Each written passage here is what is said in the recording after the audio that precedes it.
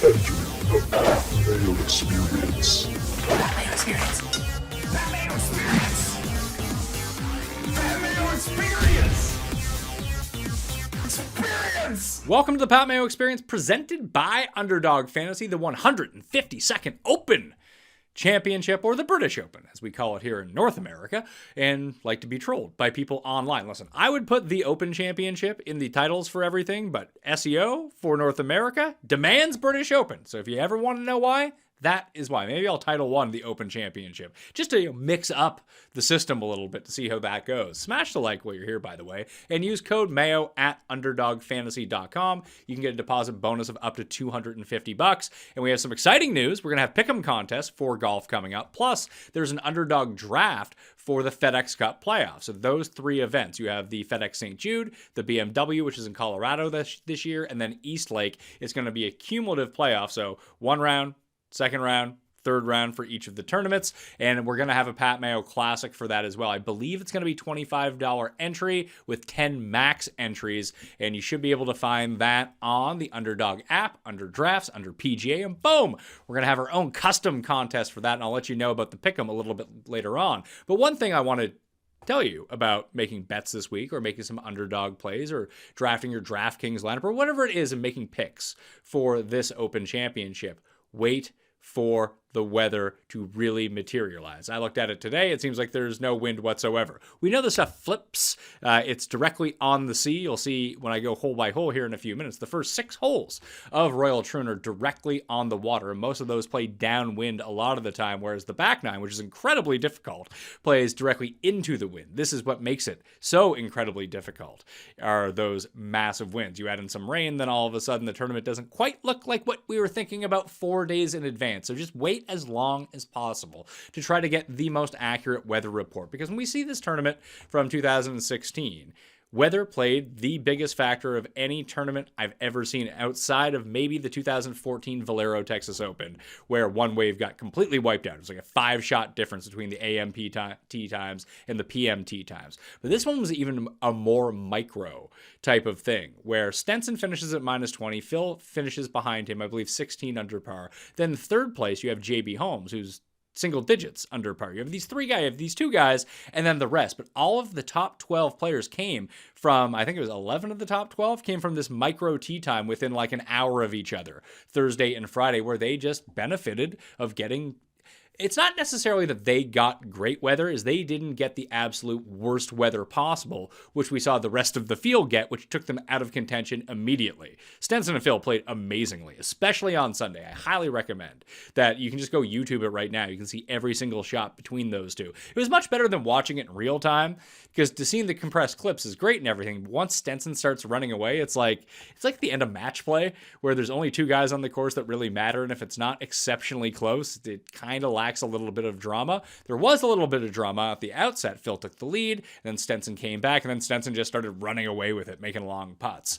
But the cut line was +4 in 2016, the last time it was at Royal Troon. So take a gander at the weather and make sure you're tied to that. I'll have all of that information in my newsletter that is completely free to subscribe to. You can get that down in the description right now, or the comment section of this video or podcast. Sub to the podcast while you're here. Leave a rating and review that you like the show. If you're thinking about leaving a bad rating, don't do that. That'd be crazy. Only good reviews allowed over here, okay? And smash the like and sub to Mayo Media Network, because we're going to have content coming for you all week. Monday, picks and bets. Tuesday, best bets. Wednesday, DraftKings show. Friday, Cut Sweat Live coming to you late morning, my time at least. So probably like, I don't know. Well, I'll have to figure out when the tee times come out and how the time zones actually adjust. But normally if we do the show we usually do it around 5 p.m. my time. I'm on a 4-hour difference from Scotland. So like, yeah, probably like noon Eastern is when we're going to be doing the Cut Sweats on Friday. So I'm very excited for that. This is my favorite tournament of the year. I love waking up at 1 a.m. my time and watching the first tee. You get to see Darren Clark smoking some cigs as the first group out, as he does almost every single year. And you really get a feel for the course. It's so different than anything. I really love that the Scottish bleeds into it. But these courses, I don't want to say that they're completely dissimilar, but there's not much really linking the Renaissance Club to the the links at Royal Troon, like, yeah, they're both, I mean, this is more of a traditional link style course where I do find that the Renaissance Club is a bit of a hybrid, but even when we take a more in-depth look at the course, you're going to see that these greens are pretty small. The fairways are very narrow. There's gorse bushes almost everywhere. The bunkering, whoa, it's not great. There's 98 bunkers scattered across this course. The greens are bent grass / POA, weirdly enough. Then you have all of that wind influence and the rain that can come into it. So really, besides just being in Scotland, not really much that links these two courses together. And we've seen players perform very poorly at the Scottish Open, at the Renaissance Club, and then go and win the Open Championship. I'm talking to you, Colin Morikawa, who said he hated the turf at the Renaissance Club, couldn't do anything, and then he goes out and wins at Royal St. George's the very next week when no one bet on him, by the way. So, like I said, for this show, I'm going to do the quick run through. I'm going to go hole by hole, and then we'll dig into fantasynational.com to look at the scores to see if we can find some streaks, because everyone starts on 1 at the Open Championship. There's no split tees, so you're not trying to like jerry rig it that way, but we'll see where the penalizing parts of the course are, which could be a big benefactor to us using Underdog this week. So again, code Mayo at Underdog Fantasy, and then we'll dig into the stats to try to find some sleepers. We know that Scotty is good. We know that Rory is good. We can look back at 2016. Hell, we can try to get the Todd Hamilton game plan from when he won here in 2004, but we'll try to figure out the top end players going into it this week. Now, a few different things. You're going to want to get the Open app in order to follow the scores. The shot tracker is not great on it, but if you use the PGA Tour app this week, it's going to be about 5 to 6 holes behind. So go into the App Store. It's a free app. It's the Open. And the great thing about the Open app is you can stream the Open radio network across it. I spent a lot of time just watching on mute on the TV and just had the radio app going. It is terrific. If you enjoy a good accent, you're going to love Open Championship Radio. And it really does give you a more in-depth look at a lot of these lies from around the green, like their description of how the ball is buried or what they need to do shot by shot.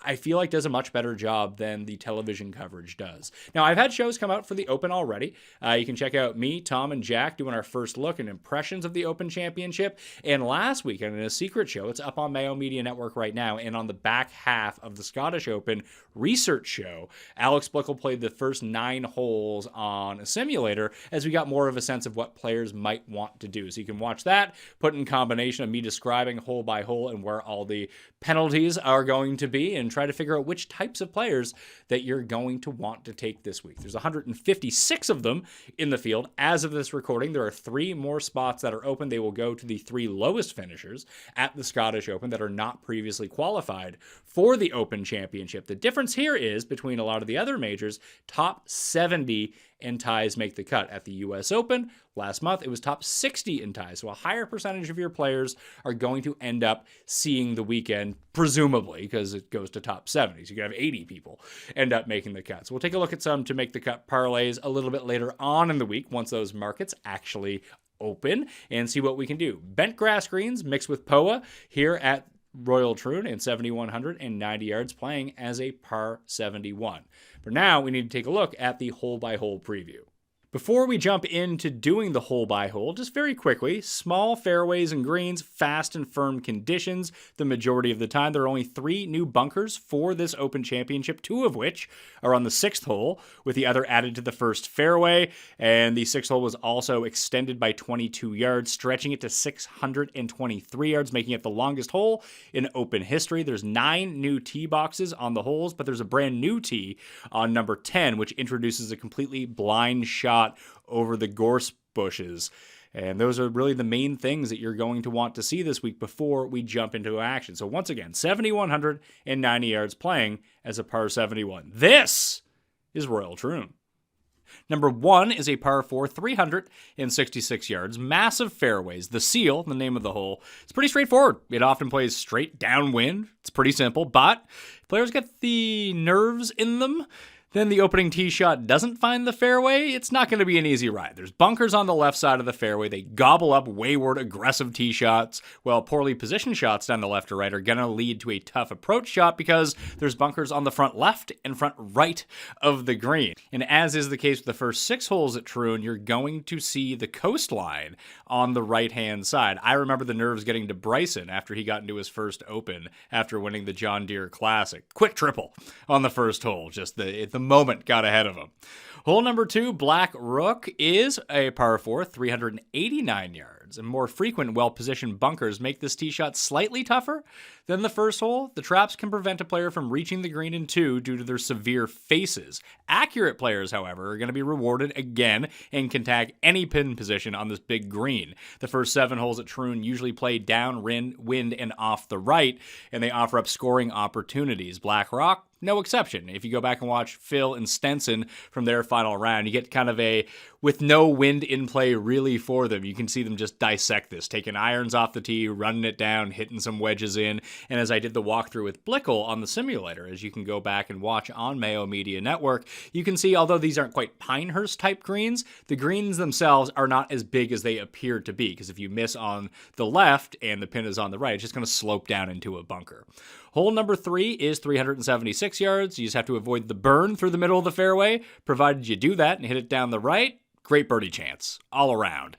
It's the least protected green in terms of bunkers, but there are giant runoff areas that will funnel loose shots in to the short grass or potentially even to the longer fescue grass, and then you're not going to know what the lie is going to end up being like. You can probably play like this opening 3 and 3 under, 2 under. You can get off to a hot start at Troon. Then you get to hole 4. Par 5, 599 yards. You can get there into one of the best birdie chances on the course. The longer hitters are going to be able to carry the gaping bunker on the right side of the fairway, and they'll be left with a mid-iron approach into a pretty big green. A few of the bunkers are dotted around the putting surfaces, but players would be unlucky to find their shots unplayable. A par on this hole, it's not going to cut it unless the winds are so severe that it's going to be an issue. You got to make birdie or eagle. I believe Rory eagled it in round 1. I forget who. Maybe it was Phil who ended up eagling it in round 1. Or no, he eagled it in round 4 in the heads up. I think it was him. All the players are getting mixed up in my head. I went back and watched that. It's on YouTube, by the way. The Phil versus Stenson every shot from the final round at Troon in 2016. Hole number 5 is a par 3, 220 yards. If the 4th is a birdie opportunity, this is where it gets a little bit tougher. 220 on a par 3, players have a tendency to go left, and those players are going to struggle the most because there's a collection of pot bunkers on the left-hand side. A well-positioned bunker also represents the danger to the front right of the green, so anything that's tucked away towards the back right especially is just going to be a deadly pin. Hole number 6 is a par 5, 623 yards, and shares its name with another Open Championship venue in Turnberry. Having been lengthened by 22 yards the last time around, we're going to see it even be the longest hole in championship history. Although it's a beastly hole, whenever it's played into the wind, it usually plays straight downwind and offers a great birdie chance. The drive of the 6 is fairly straightforward, but the difficulty lies in the second shot. Provided players get their drive away safely, they are left with a very long approach to narrowing fairways and a narrowing green, and it's a sudden change from the opening 5 holes. And wayward approaches are going to result in horrible scrambling opportunities, and the green itself is severely undulated, so not as easy as a par 5 as the first one. You make par on this one, you're going to be fine. Hole number 7, 403-yard par 4, visually stunning from a slightly raised tee at a very flat course in general. It's the first one to be played directly away from the sea. It's not an overly long hole, and most of the players will be able to take a long iron or a fairway wood from the tee, but it's all about accuracy on this hole. An array of fairway bunkers intimidate players from the tee, while the green's among the longest and most narrow on the course. And despite its many perils, if you play the hole accurately, you're going to have a short iron in. So just keep it out of those pot bunkers, hit it to 20 feet, hopefully make your putt, maybe get lucky, and it rolls pretty close. Hole number 8, probably the hole this week. It's the par 3, 123 yards, the most famous hole on the course, one of the most iconic holes in the world. It's short in length, but it can get you. The fear comes from a number of factors, including the usual headwind, the small size of the green, which accounts for the hole's name, the postage stamp, and the deep bunkers that protect it. There have been many famous moments on this hole, and some infamous ones at the same time. If they were offered 4 pars on the postage stamp at the beginning of the week, the players would take it. Just 12 across the 3 rounds, you're good to go. It only measures 123 yards, but this is one with the different tee boxes, the weather permitting, rain permitting. It could play down to like 90 yards if they really wanted to. Very reminiscent of that short hole at LA Country Club a year ago, but one with way more wind and way more trouble if you miss the green. Number 9, par 4, 440 yards. It's tricky to close out the front 9, and we'll typically signal the end of the downwind holes at Troon. Fairly generous off the tee. It's not super short, and the green's tricky because it has runoff areas on both sides of the green, but anyone who can manage to perfectly place avoid the perfectly placed bunkers to the left of the fairway on their tee shot will have a blind second shot into the green. It can be difficult to hold if the wind is with you, but it's one where you can hit it to 30 feet, try to two-putt, just get out with par, and you'll be good to go. Hole number 10, 450 yards, a par 4, the opening challenge of the famous back nine. Players will be faced with a daunting carry over a large sand hill with trouble awaiting any shot that is not completely accurate. And depending on the tee position of the day, players may face a simpler tee shot, and then the second shot becomes incredibly difficult. Played well uphill to a narrow raised surface for the green that will swat away any shot, even a yard right. You need to be on point. This is going to be one of the holes that has the lowest green and regulation rate, even with a wedge in your hand coming up that hill. Par 4, 500 yards. This is the most difficult hole on the course, and probably, I mean, if it's not the most difficult hole in Scotland, it's one of the most difficult in the world. It's probably top 10. It's a significant carry from the back tees, and the fairway is angled away to the right. The ideal line, you have to carry over a gorse bush, and there's an out of bounds to the right as well. So you can make some big numbers on this hole. And like the opening shot can vary in difficulty depending on where the tee's at, what the wind is. And then you have shot number 2. That rail line is always in play, and that's always out of bounds. The gorse bush down the left-hand side and a lone greenside bunker are put into the bailout area. And the process to make par at the 11th is simple. You need to hit 2 of your best shots of the day. It's easier said than done, especially considering the hole usually plays straight into the teeth of the wind, and that's where the difficulty really comes in. And if you get like crosswinds, out of bounds, most definitely in play, or one of the worst lies you can think of. But it plays 500 yards with the wind. If it's in your face, might play 600. So you're going to have some longer shots into this one. Number 12, 451 yards. This one is still pretty difficult, just not as difficult as the last two, 10 and 11, with intimidating gorse bushes off the tee on the hole, usually played into a crosswind. It's a tight dogleg fairway, and it's really hard to hold, especially if it plays firm and fast. And once the tee shot's away, the approach is difficult. Although the green itself provides the main challenge, players would do well to find the surface in the first place instead of the 2 gaping bunkers on either side of it. Again, this stretch of holes, 10, 11, and 12, just if you can try to make par, or hell, even 1 over, you're going to be good. You need to avoid the blow up on these holes. Then you have the hole number 13, par 4, 473 yards. It becomes much simpler than some of the other ones if you find the fairway because of its lack of bunkering. Finding the green's not easy because it's a raised small-ish green for the course. So again, another one where par is probably a good score. You're going to be stealing a birdie at some of these. Obviously, some players are going to make birdie at some of these. But then you have a par 3, 200 yards, number 14.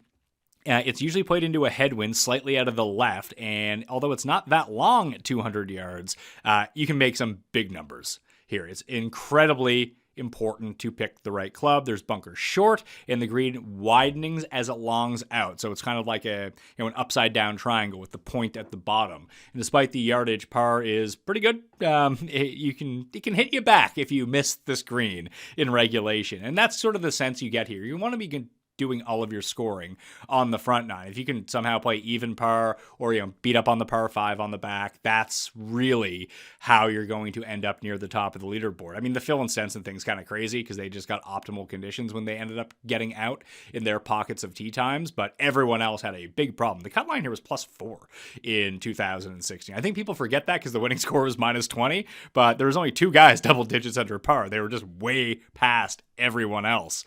Par 4, 502 yards is number 15.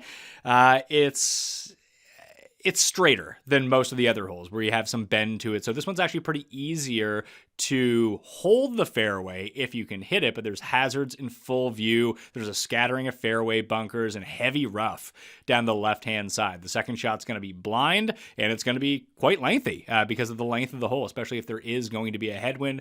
There's bunkers on the left-hand side. There's room down the right side, and if you can utilize the contouring, you can have a significant carry, and you can miss the bunker that's over there, and you can kind of roll it up. That's the way you're going to see a lot of the linksy style players end up going. And then you get number 16, the par 5, 572 yards, the first par 5 since the 6th hole.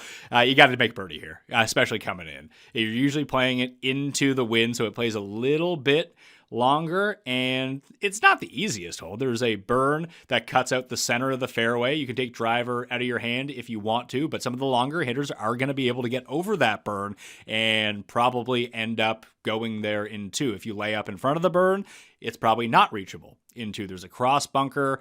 It's a hit and hope strategy as long as you don't get into it, ensuring that most of the players are probably going to lay up to like 80 to 100 yards, and it's the most abundantly bunkered green on the course. It's a birdie chance with a short iron in your hand and a green you can hold, but it does have the ability to make a few blow-up numbers if you don't hit your drive well out of the gate. Number 17, a par 3, 242 yards. Under pressure as well for the 152nd Open Championship, especially coming down the stretch. It's going to be critical to hit this to the center of the green. If you do not hit it to the center of the green, which will often be a hybrid or a 5-wood, 7-wood into the wind, you're going to be fine. If you don't, it'll likely result a visit to the sand. There's 3 cross bunkers and a greenside pot bunker, which is one of the most difficult up and downs of any of the pot bunkers on the course. Just make par, be on your way. Don't let this hole be the end of you. Then you have number 18, 458 yards. The final hole of the Open Championship at Royal Troon. 3 bunkers at 25-yard intervals ensure that anything leaked left of the tee will be lucky to avoid basically a chip out penalty. It's not a penalty, but you know what I mean. And further bunkering down the right-hand side at driver length might persuade a few to lay up if they feel more accurate with a 4-iron in their hands to kind of run it up the right-hand side in front of those bunkers on the right-hand side. From the center of the fairway, it's a mid to long iron, well-bunkered green, both short and to the right. If you fail to carry the cross bunkers short of the putting surface, you're most likely going to make bogey at best. And anything that leaks slightly right of the green will usually bring the same result. And there's out of bounds behind the putting surface. So if you do airmail it or you get a change in wind at any time, although the wind doesn't really swirl here, you generally know the direction of the wind coming off the sea, the potential for a blow up here. If you can just hit a 4-iron, run it down the right-hand side, get yourself the 190, 200, hit it to the center of the green. It's an easy 2-putt, but you have to make sure you avoid those landmines coming in. So as I mentioned before, par 71, 7,190 yards on the scorecard is what we're looking at for the 152nd Open Championship. Passion, drive, patience. The formula for winning championships is also what keeps your ride or die alive. eBay Motors has everything you need to maintain your vehicle and level it up to peak performance. Supercharger, exhaust kits, LED headlights, and more. Whether you're into speed, power, or style, eBay Motors has you covered. With over 122 million parts for your number one ride or die, you'll always find exactly what you're looking for. And with eBay Guaranteed Fit, your part is guaranteed to fit your ride every time or your money back. Because with eBay Motors, you're burning rubber, not cash. With all the parts you need at the prices you want. It's easy to make your car the MVP and bring home huge wins. Keep your ride or die alive at ebaymotors.com. Eligible items only, exclusions apply. Once again, fantasynational.com/Mayo to get yourself 20% off all the tools and the app that works for most. The app is going to work this week, but the app is much better for your regular standard PGA Tour events as it is faster than the PGA Tour app, and you can see multiple things on the screen at one time, plus everything you get on the website being the simulator, all of the stats, the customizable models, and you can tailor anything any way you want. Could not recommend this more. fantasynational.com/Mayo. As I mentioned before, as we did the hole by hole, you can see that the birdie rates, this is Royal Liverpool, so we probably should change that to Royal Troon GC. And we'll take a look at this right now. You can see the birdie rate on the front 9. The first 8 holes was very high in 2016. You had a 32% birdie rate on number 4, the easy par 5 with a 1.5% eagle rate, a 1% eagle rate on 6 with a 20% birdie rate, a 21% birdie rate on 7, 18% birdie rate on number 8. That's the postage stamp hole, the very short par 3. Another 15%, 14%, 13%, 12%. And then you get to the back, actually starting at 9, essentially. You get this run of holes 9, 10, 11, and 12. As we did the Flyover, you could notice what they would all be doing and why they play so difficult. But the birdie rates on those, 7%, 7%, 7.5, 7.5, 7.5. Bogey rate, 23, 30, 29, 23, 23. And then you have your double or worse rate. Number 4, the hardest, or number 11, the par 4, that's 500 yards, the hardest hole on the course, a double or worse rate of 11%. Number 12 had a double or worse rate of 6.5%. Number 17, 3.5, double or worse rate. 15, 5.2. These are pretty extended numbers. Like, this is where your tournament goes awry. And if you can find someone who can go and post a number here, if it's not a runaway like we saw with Stenson and Phil, then all of a sudden you might be able to get some juicy odds, because it does look like outside of number 16, which has a 37% birdie rate, but only a 0.7% eagle rate. So it's a birdie hole that you're going to be bleeding strokes. The guys that play level par, difficult courses, you need guys that can score with their wedges early on and then can keep it the fuck together on the back 9. And you know that wind is not going to play a fun role in any of that. So let's take a look at some of the players in the field, specifically who did well. We probably want to go to the open betting odds, and we'll take, let's see, Rory played in that tournament in 2016. We'll just go down to Rory. Looks like the Rory character is pretty good. We'll see how he fares finally in Scotland by the end of the week. The 2016 Open Championship.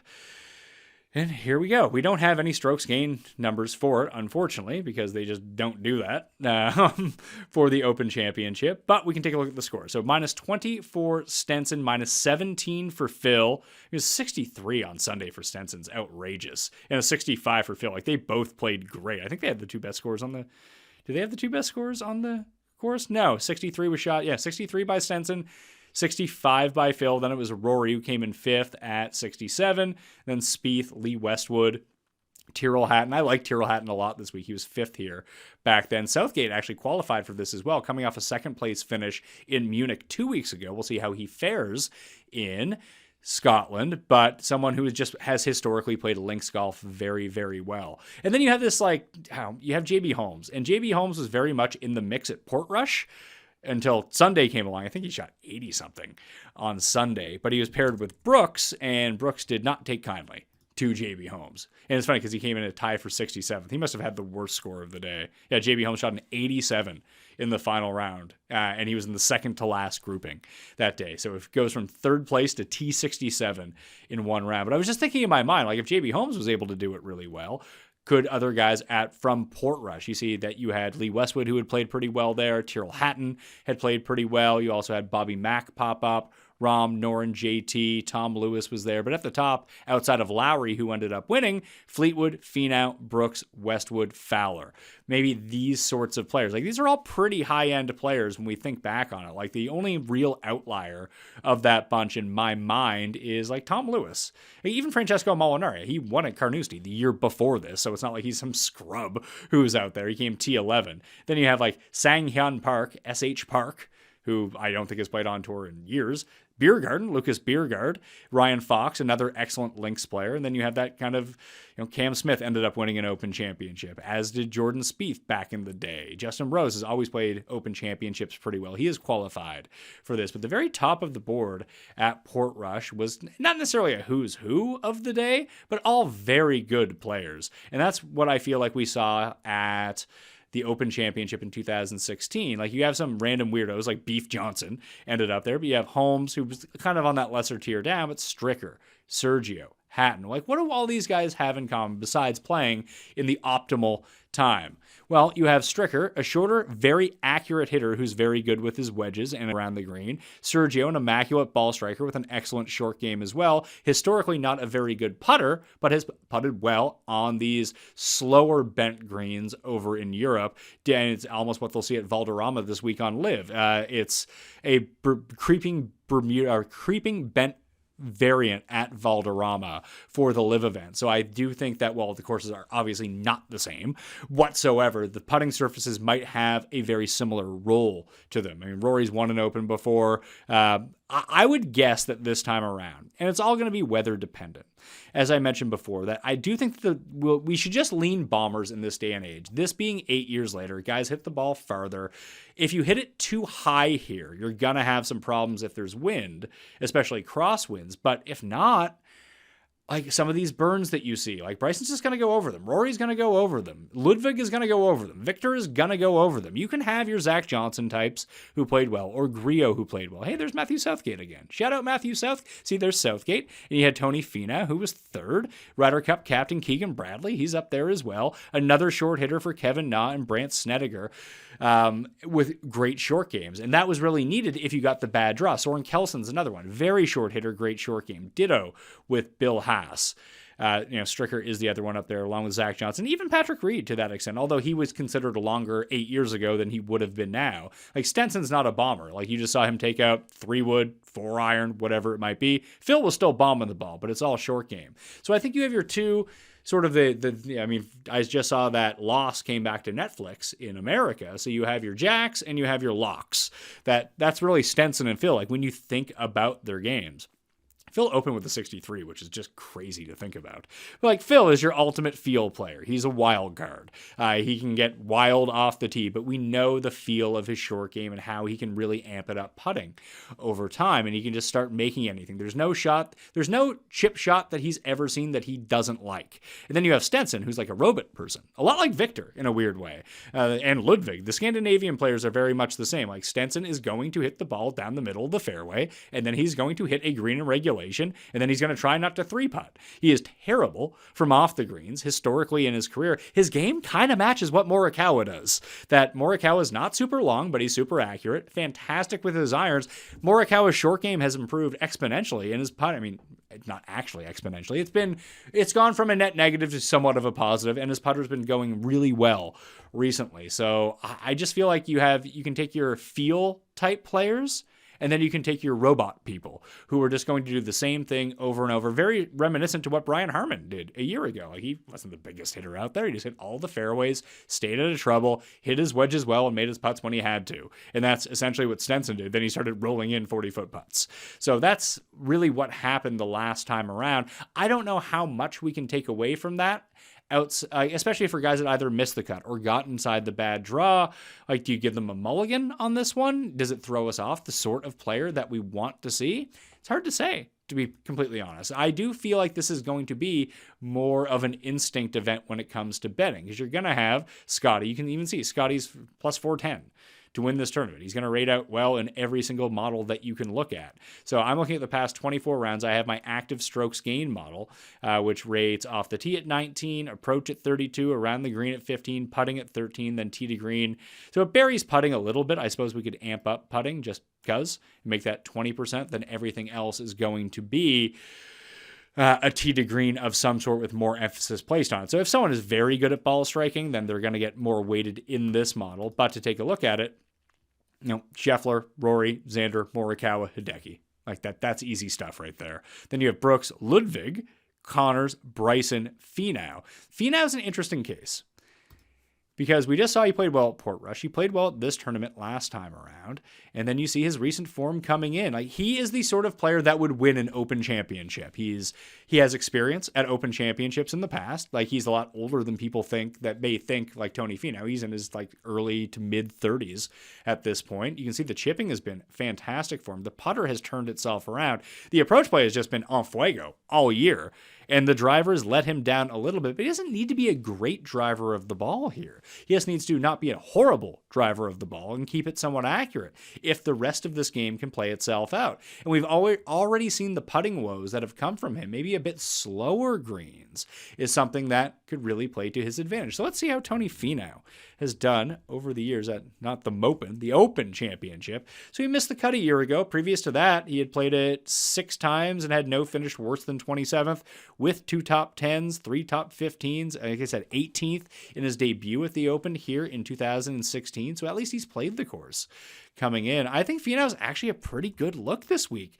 I mean, that sounds insane to think about, that Tony Finau to win a major. Tony Finau to win any tournament seems nuts. But 3 straight top 10s, 5 straight top 20s, 2 of those are major championships. Another 2 of those are elevated signature events. And it's been done at all different styles of courses. When you look at it, like the Travelers is a short Pete Dye course. So is Colonial. Obviously, Pinehurst is long. Memorial is long. Valhalla was super long.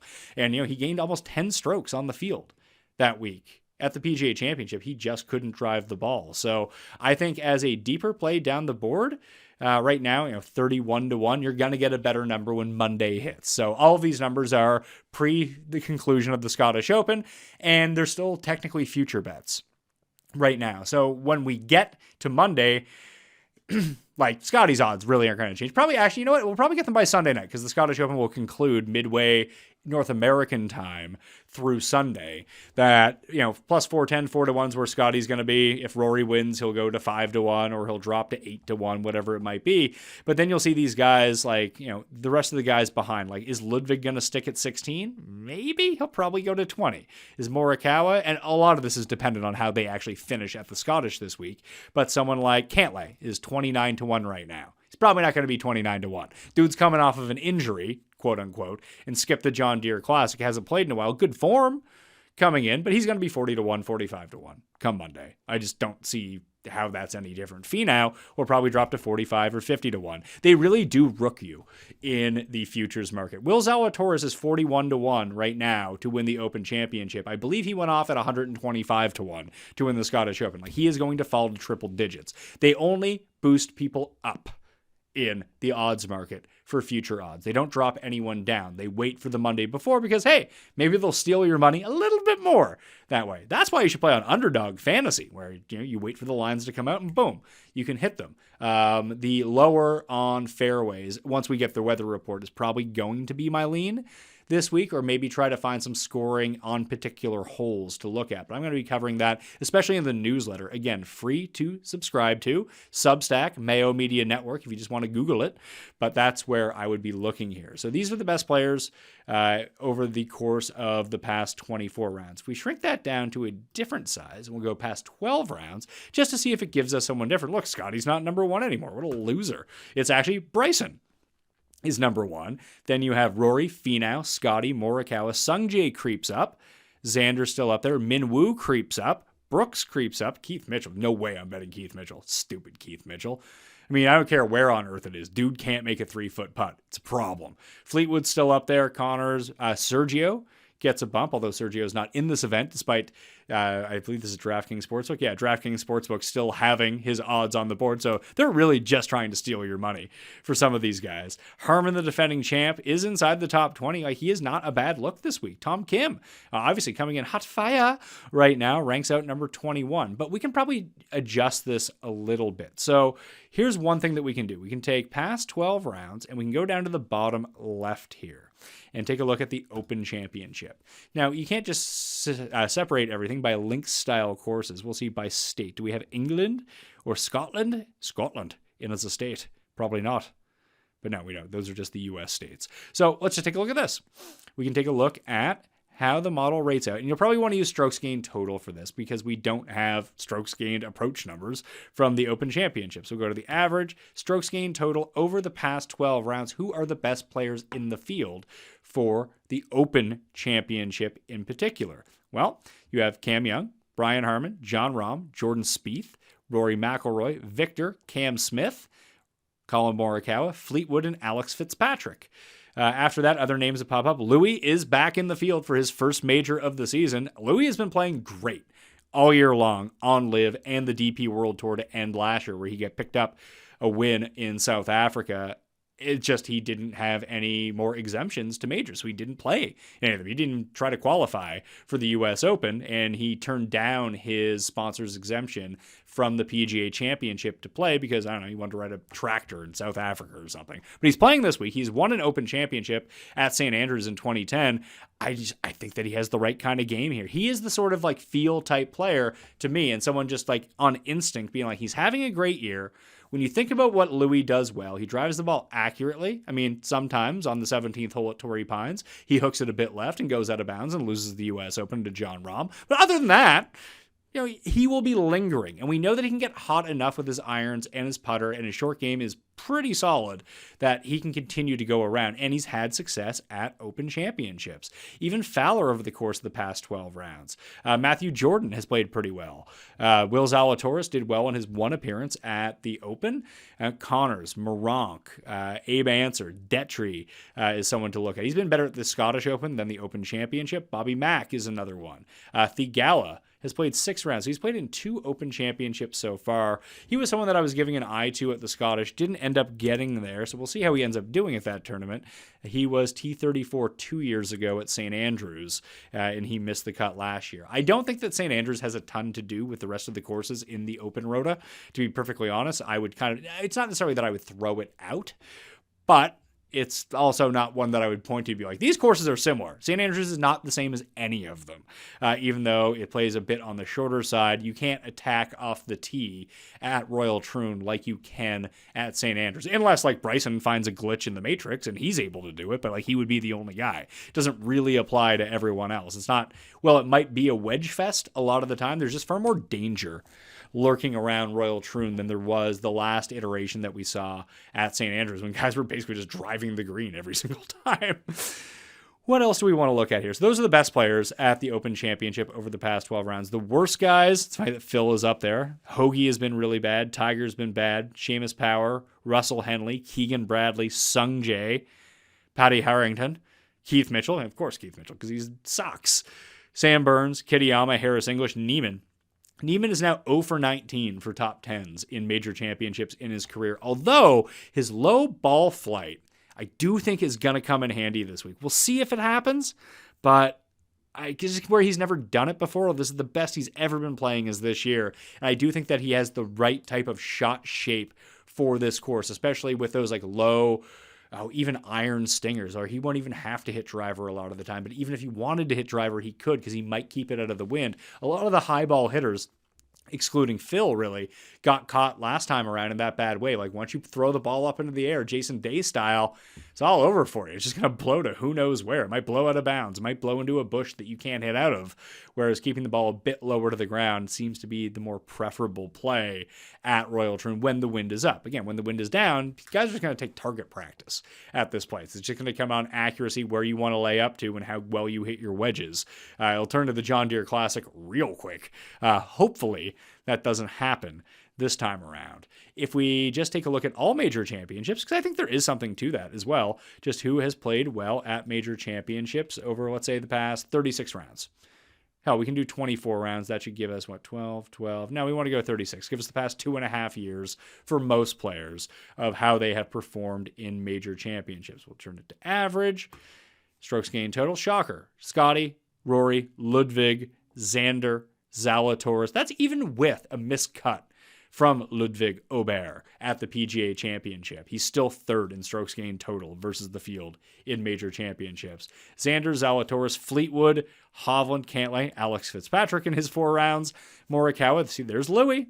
Louis still up there. Cam Smith, Bryson, Rahm, Cam Young. There's Shane Lowry again. Probably going to have to give Lowry. So far we got Lowry and Finau. Boy, do I have a card full of losers this week. Feinberg is going to love my picks if this is where I end up settling. Matthew Jordan, Minwoo, Kim, Spieth, Harmon, Hatton. I do like Hatton as well. Let's jot down that name. I mentioned Morikawa earlier. I'm not betting all these guys, but I want to make a short list of players that I really like this week. Brooks, I could see. I mean, he got his start on the Challenge Tour over in Europe. It wouldn't be crazy to think. And we saw him pop up near the very top at Portrush as well. If this does play more difficult, I could see Brooks having a really good week. He's 30-1 right now, unless he wins at Valderrama, which I wouldn't expect him to do. He's not like increasing by any means on the odds board. People are kind of off the Brooks train at the moment. Worst players in major championships who are, I suppose, in the field at this time. Darren Clark, Peters has been really bad. Tiger, Phil, yeah, all the old dudes. Willett has been pretty bad. So is Schwartzel. Matt Wallace has not been great. We'll get the full field updated once the full odds are released and the finalized field comes through on Sunday evening. So check back then. Again, fantasynational.com/Mayo to get that in ya. So let's see if we can try to make a mixed condition model and really try to play this out to try to figure out the course conditions that we want to have. I'm just going to reset the entire page. and see if we can find some gems. Louis was another guy on that list. So Lowry, Louis, Finau, Hatton, and Morikawa, the group of non-winners. But now, I mean, you should probably throw Fleetwood onto that list, although I just assume he's going to be very popular.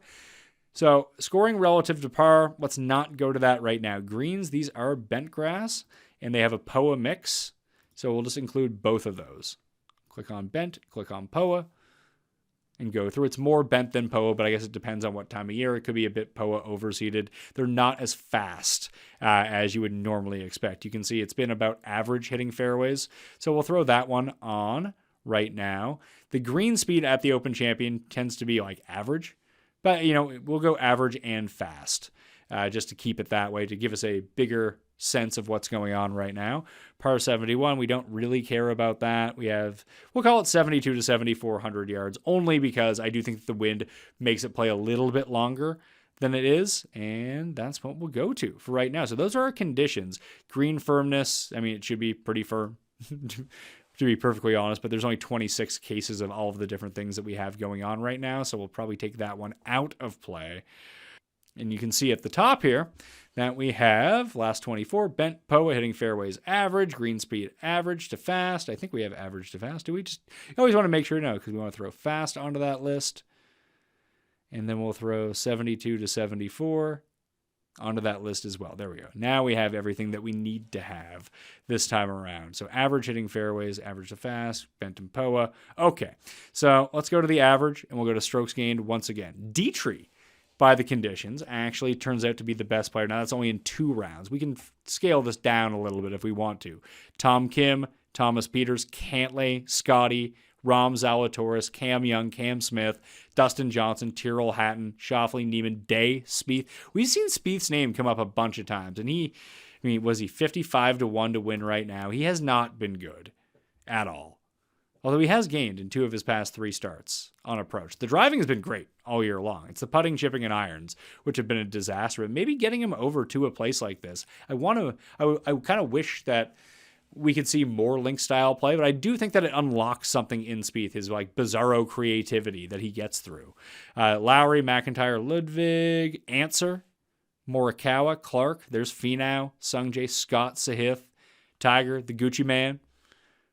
He's not playing, but, Hideki, Horschel, Ricky. So that's what we go. If we take a look at putting on these surfaces, you have Horschel, Xander, Stumanji Sink, Lowry, Rahm, Day, Hatton are all up there. Spieth and Wyndham Clark and Cam Smith, unsurprisingly, are all up there as well.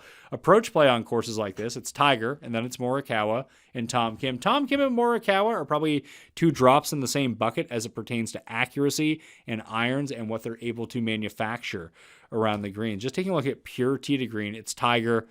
One of these 4 rounds with these specific things. You have the Northern Trust from 2018 for 3 rounds, and the Dell Championship from 2012 is what we're getting from Tiger. So some guys you need to put some context to as it pertains to the stats. But let's try to scale this back a little bit. We'll take out the putting stats. We'll take out the hitting fairways. We'll call it average and difficult fairways. And we'll get rid of the green speeds.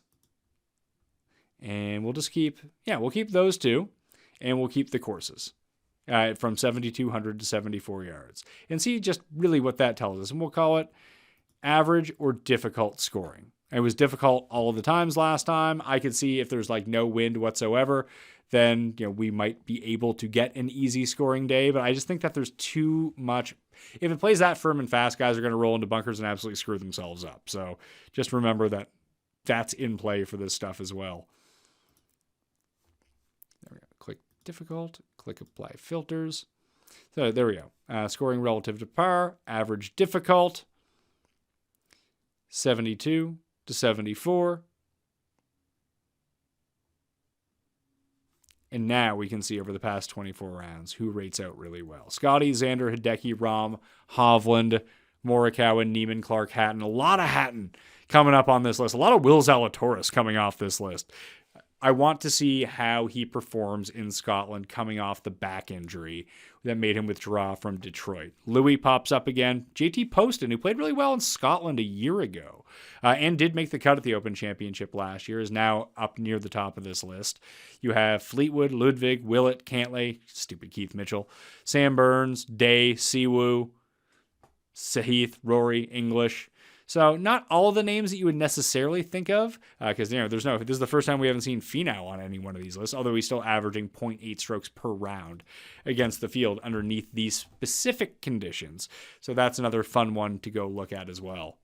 In conclusion, not at the top of the board. So your Scotty, Xander, Rory, Morikawa, Ludwig, Bryson, Rahm, Victor, like those guys are in a category by themselves. After that tier, we're looking at Lowry, Finau, Hatton, Morikawa, and Louis from that similar range. We didn't see a lot of the lower names because a lot of them haven't been loaded into the system yet, but I do want to get a sense of what some of the guys are doing at the Scottish Genesis Open. Just, keeping good form coming in. Matthew Southgate would be at the very top of that list for me to look at. I mentioned Ryan Fox. Ryan Fox is an excellent links player. So is Robert McIntyre. There's not a lot of random American players that just happen to be good links players, but if there was, I would take a look at some of the Texas guys. That's why Scotty is, a pretty good play this week for a guy who's as accurate off the tee as he is, can hit a low ball, can hit a high ball. He has that creativity. He's like, Spieth on steroids is essentially what Scotty's game is. Peak Spieth, then on steroids, is currently what Scotty